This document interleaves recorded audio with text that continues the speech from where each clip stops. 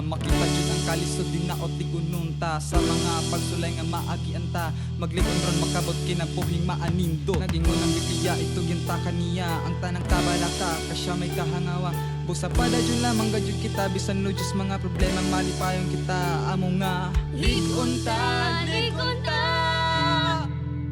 iandaman sa ugalingon ngadto sa maradyo nga kamaon kinahanglan mo ang iyang kalisod sa hayag nakaugmaon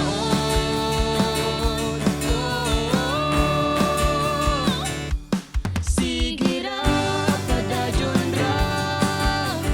mulang pos ra ta salig ra pagligon ra ug isugi kaniya pay moabot ang panahon kadto sa pagpaningkamo tanan mga pangandoy makabot